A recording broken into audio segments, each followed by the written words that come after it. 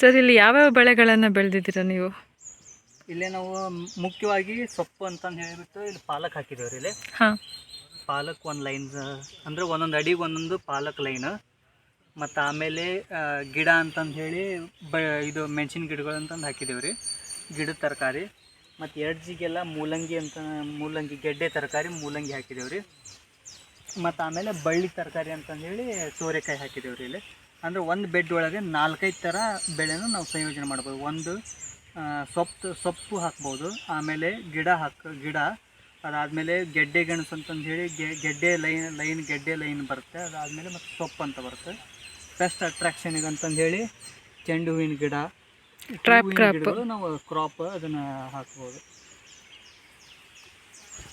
Sir ಈ ಥರ ಏನಕ್ಕೆ ಮಾಡ್ಕೊಂಡಿದ್ದೀರಾ? ಏನು ಉದ್ದೇಶ ಇದೆ, ಏನು ಲಾಭ ಇದೆ? ಅಂದರೆ ಅಂತರ್ ಬೆಳೆ ಈಗ ಎಲ್ಲ ಮಿಕ್ಸ್ ಬೆಳೆ ಮಾಡೋದ್ರಿಂದ ಯಾವುದೇ ಹುಳದ ಅಟ್ಯಾಕ್ ಅಂದರೆ ಪೆಸ್ಟ್ ಅಟ್ಯಾಕ್ ಆದ್ರೂ ಅವಕ್ಕೆ ಕನ್ಫ್ಯೂಸ್ ಆಗುತ್ತೆ. ಯಾವ ನಮ್ಮ ಅಂದರೆ ಒಂದೇ ಥರ ಮೊನೋಕ್ರಾಪ್ ಮಾಡಿದ್ವಿ ಅಂದರೆ ಒಂದೇನಾದರೂ ಪೆಸ್ಟ್ ಅಟ್ಯಾಕ್ ಆತಂದ್ರೆ ಅದು ಸ್ಪ್ರೆಡ್ ಈಸಿಯಾಗಿ ಆಗುತ್ತೆ ರೀ. ಇದ್ರೊಳಗೆ ಆ ಥರ ಆಗೋದಿಲ್ಲ ರೀ. ಒಂದು ಹುಳ ಬಂತಪ್ಪ ಅಂದ್ರೆ ಅದ್ರದ್ದು ಬೇಕಾಗಿರುವಂಥ ಒಂದಕ್ಕಷ್ಟೇ ಅಟ್ಯಾಕ್ ಆಗುತ್ತೆ, ಇನ್ನೊಂದು ನಮ್ಗೆ ಅದರ ಉಳಿತಾಯ ಆಗುತ್ತೆ ರೀ. ಅದರಿಂದ ನಮ್ಗೆ ಇನ್ಕಮ್ ಅಲ್ಲಿ ಲಾಸ್ ಆದ್ರೂ ಇದ್ರೊಳಗೆ ನಮಗೆ ಇನ್ಕಮ್ ಜನ್ರೇಟ್ ಆಗುತ್ತೆ ರೀ.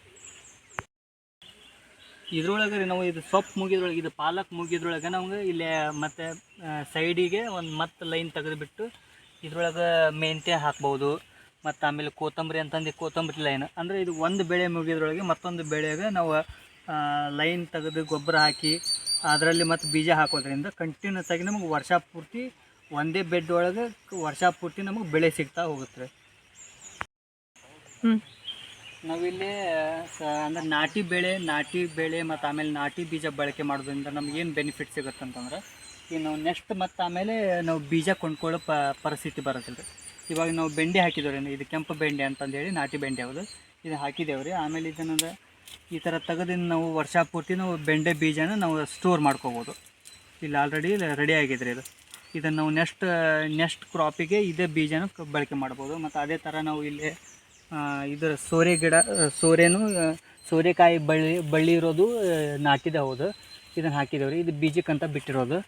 ಇದು ನಾವು ಒಂದು ಸೋರೆಕಾಯಿ ನಾವು ಮಾರಿದರೆ ಜಸ್ಟ್ ನಮಗೆ 30, 40 ಅಥವಾ 50 ರೂಪಾಯಿ ಸಿಗ್ಬೋದು. ಬಟ್ ಅದೇ ನಾವು ಬೀಜಕ್ಕಂತ ನಾವು ಸ್ಟೋರ್ ಮಾಡ್ಕೊಂಡ್ವಿ ಅಂದರೆ, ಬೀಜಕ್ಕಂತಂದು ನಾವು ಇಟ್ಕೊಂಡ್ವಿ ಅಂದರೆ ಒಂದು ಗಿಡದಿಂದ ಬರೀ ಒಂದು ಕಾಯಿಲಿಂದನೇ 300-400 ರೂಪಾಯಿ ನಾವು ಇದು ಇನ್ಕಮ್ ಜನ್ರೇಟ್ ಮಾಡ್ಬೋದು. ಇದು ಬೆಂಡೆ ಒಳಗೂ ಅಷ್ಟೇ. ಇದು ನಾವು ಒಂದು ಬೆಂಡೆ ಒಳಗೆ ನಮ್ಗೆ 50 ರೂಪಾಯಿ ಸಿಗುತ್ತೆ ನಮಗೆ. ಇದು ಒಣಗಿರೋ ಒಂದು ಬೆಂಡೆ ಕಾಯಿ ಒಳಗೆ ನಮಗೆ ಇದು ಒಣಗಿರೋ ಬೀಜದ ನಾವು ಏನಾದರೂ ಮಾರಾಟ ಮಾಡಿದ್ವಿ ಅಂದರೆ ನಮಗೆ 50 ರೂಪಾಯಿ ಮಿನಿಮಮ್ ಇಲ್ಲ ಅಂದರೆ 50 ರೂಪಾಯಿ ಸಿಗುತ್ತೆ ನಮ್ಗೆ. ಈ ಥರ ನಾವು ಹೈಬ್ರಿಡ್ ಬೀಜ ಬಳಕೆ ಮಾಡೋದ್ರಿಂದ ಅದು ನೆಕ್ಸ್ಟ್ ಜನ್ರೇಷನ್ ಆಗೋದಿಲ್ಲ ರೀ. ನಾಟಿ ಒಳಗೆ ಏನು ನಮಗೆ ಬೆನಿಫಿಟ್ ಸಿಗುತ್ತೆ ಅಂತಂದ್ರೆ, ನಾವು ಇದು ನೆಕ್ಸ್ಟ್ ಜನ್ರೇಷನ್ ಕಂಟಿನ್ಯೂಸ್ ಆಗಿ ನಮ್ಗೆ ಸಿಗ್ತಾ ಹೋಗುತ್ತೆ ಇದ್ರೊಳಗೆ.